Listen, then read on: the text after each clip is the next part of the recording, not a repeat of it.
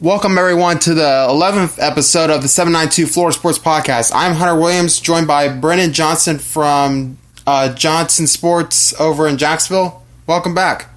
You were here last week, too. Yes, sir. It feels good to be back. I love it. All right. Well, we'll get right down to it. Obviously, I know we missed on quite a few of those games that we picked last week, but we'll get to that shortly. I got to go to the Columbia-Madison game this past week, and overall, I got pretty much what I was expecting from Madison in terms of a team.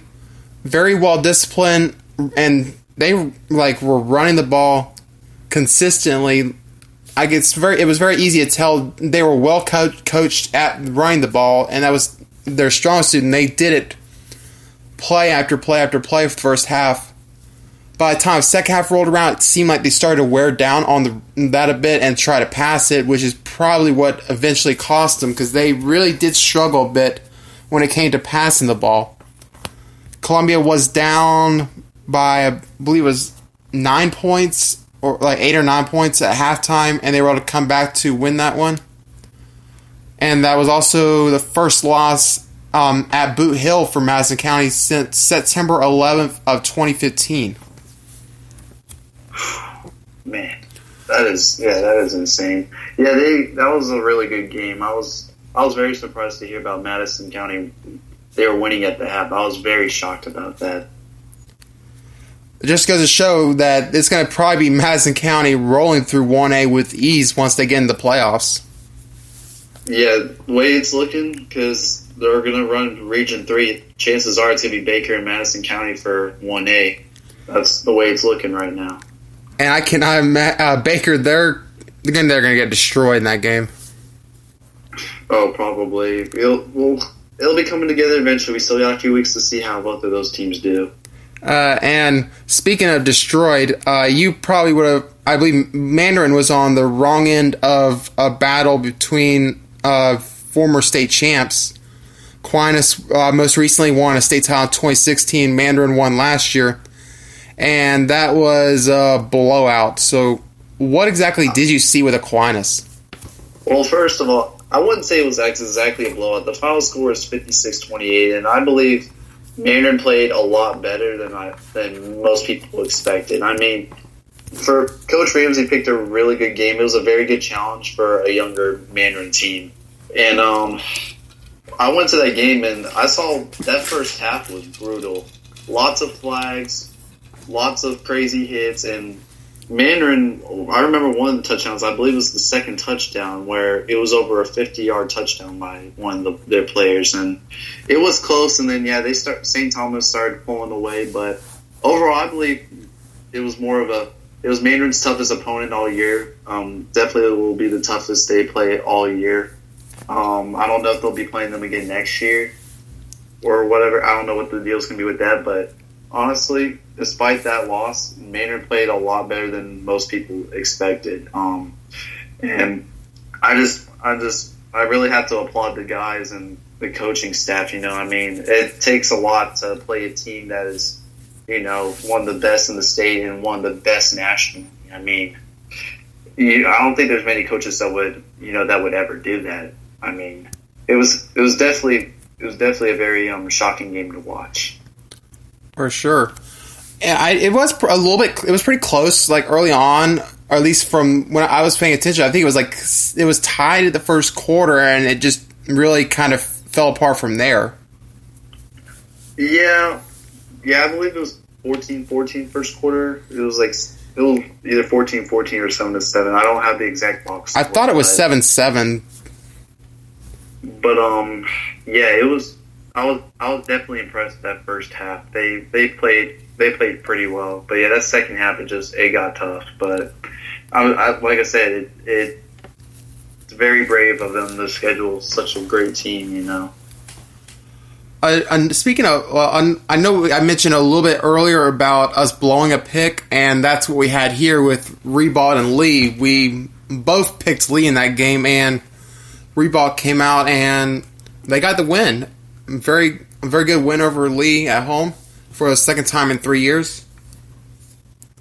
Yeah, that was very shocking. I'm pretty sure a lot of people thought Lee could do it, but like they could win it. I mean, Lee's they've got a good team. They're young too, and Ribault, they have the talent too. It's just they were just off to a really rough start this year, and it was just the amount of points that was scored during the game and how it was going back and forth. I mean, I was following up with that game too, and people were like, "What is going on?"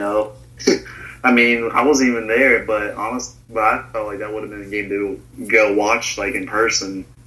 Yep. And but yeah, that was a very good win for Ribault at home. That all they got to focus on now is the big game next Saturday. Northwest Jacks, the Northwest Classic against Reigns, which they play them at home too. And we'll definitely hit in that game specifically later on.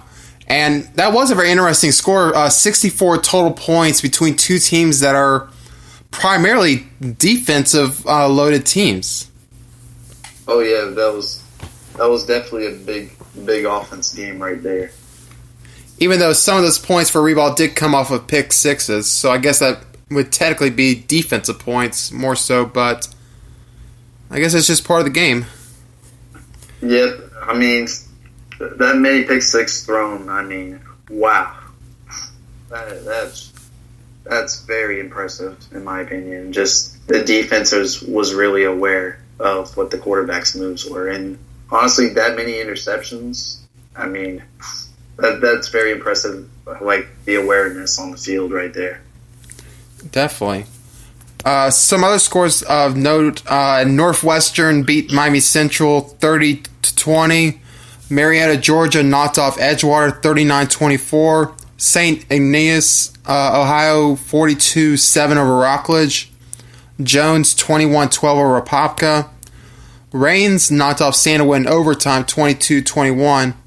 Clearwater International Academy beat Atlantic Delray 14-9. Lakeland knocked off Centennial 42-6, and Bloomingdale knocked off Tampa Bay Tech 26-14. Man. Yeah, that last game that you just mentioned, I believe that's a district game, Bloomingdale and Tampa Bay Tech, right? Yeah, and those two are usually pretty good. And that was the second year in a row that Tampa Bay Tech got knocked off by Bloomingdale as well. Yeah, I remember last year following up with both of those teams, even though it's in Tampa. But I know those two teams. They've had some very impressive teams.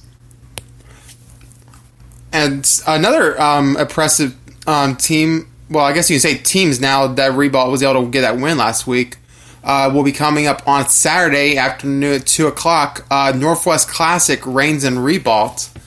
I can hear about this being the 50th time that these two programs will now played. I don't know what the overall record is for them, but that should be a very good game. And since it's broadcasted locally, I'll definitely be checking that out Saturday afternoon. Oh yeah, I actually know a little bit about the history. Reigns actually leads the series 35-14 overall, so that's 49 games played. So Reigns is technically pulling away with it, but who says Ribault can, they can knock off Reigns this Saturday? I mean, it's like every year these two play, it's anyone's game, no matter what, no matter how good or bad they both are. But yeah, it's really a big deal. I mean, it's the biggest rivalry in the whole region, I believe, and it's definitely one of the biggest. It's probably one of the biggest attractions for all games in the whole state of Florida. I mean, compared to Miami. I mean, you got at least 10,000 fans that show, whether they're alumni or people that never went to either school that wants to go. I mean, it is a huge deal. It's like going to a very big rivalry game in college football. It feels like the atmosphere is insane. And that's definitely one of the experiences I wouldn't mind going to. But I actually plan on watching the game on Channel 4 this Saturday. Should be fun to watch. I'm actually really excited and looking forward to watching this game. Where are they going to be playing the game? At one of the schools, or are they playing it on neutral side? They will be playing at Ribault. Back in the past, they used to play at the Gator Bowl, I believe. I certainly hope they have a plan in place to build a fit and pretty much standing room only there. Because I don't know how big Ribault Stadium is, but I can't imagine it being that large. It didn't look that large when I saw the highlights last week. Yeah, Reigns and Ribault stadiums aren't that large, but I mean, there's neighborhoods blocked off. They have a lot of tailgating stuff before then. So, but yeah, I'm sure there's a lot of people standing around or they're hanging outside watching the game. I mean, it's a big deal. I mean, that's one thing I wish that would happen. Like if they would stop doing it at the schools, they do it at like a neutral site. You know, kind of like go to the Jaguar Stadium or somewhere like that again. But I don't know the exact reason why. So, but in my opinion, I don't think it's a big deal that they're doing, back and forth between both Reigns and Ribault's football stadiums. My guess is they probably didn't let them use the Jaguar Stadium. Had a lot of that probably had to like do just with the size of the schools. Well, like not the schools. Jaguars just not letting them use their stadium and such. And plus, like I don't know if they're gonna want to. I don't think that either school would want to have to pay to use the Jaguar Stadium. That could be why also, but like I said, I'm not sure the exact reason. I've never been filled on about that. And have you ever been to this game before? No, I have not. I wish to go to one, but I'm actually gonna be watching the game on TV this Saturday for the first time, and I'm glad they have it on TV. Maybe they can start making this like an annual thing on TV, like they did with the Bowl City Showcase.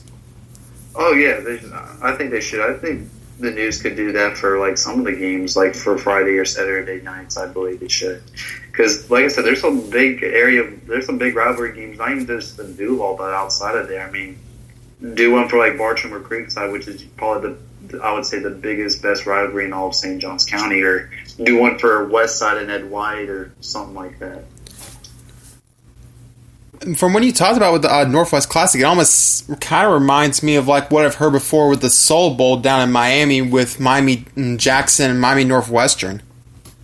Oh yeah, that game's definitely a big deal too. I think that's definitely one of the biggest like rivalry games where it attracts a lot of people in the whole Miami-Dade area. Yeah, because at one point they oversold that game, so they had to move it to the Orange Bowl back when the Orange Bowl was still around. Wow, I didn't even know that, but yeah, that's amazing. That's like, yeah, we're talking about, that's like college right there. Yeah, because I think one year they end up, I think it was between 17 and 20,000 people for that game. Yeah, that's bigger than the Reigns Ribault population overall when they had their games. Speaking of also games that be televised, I noticed on that through YouTube, there's going to be recording for Columbia versus Lee, which is also going to be, for Friday night, that'll probably end up being the biggest game. Since I guess it's a good thing that Reigns Ribault, they moved to Saturday, so you realistically could see back-to-back days with big-time matchups in Duval County. Yeah, Reigns Ribault's always been a Saturday night. Or not Saturday night, during the Saturday afternoon. I think that's always been a thing for many years. Like they were like that even when they weren't in the same district. But yeah, Columbia and Lee, that's the game right there that everybody should be talking about. Like out, even other than Reigns and Ribault, that's the game people should be talking about because every time these two play, it's a whole, like I would say, a hornet's nest of a battle. Yeah, a hornet's nest of battle, and I guess a hornet's nest of chippy play, too, 'cause from the past. Like, you can see with these programs, they do not like each other, and that really became very evident as the post-game from the playoff game from last year. Oh, yeah, with this decade, it's gotten to be so big. It feels like, in a way, though, that Lee kind of fill the void that Ed White left because that was at the beginning of the decade. It was Columbia Ed White, then it morphed into Columbia and Lee. Yeah, I don't know about the Columbia Ed White deal. I mean, I know back like years ago, Columbia would play some schools from Duval County, even like in the 90s and in the past too. And my guess was because of the population size of Columbia and how big some of the Duval schools used to be back then. Well, not just that. I remember seeing before, like in the 70s, Columbia was actually the only non-Duval school to actually be a part of the Gateway Conference. Which, and that, yeah, That's shocking too, because that's not even because Gateway Conference is only for Duval County Public Schools.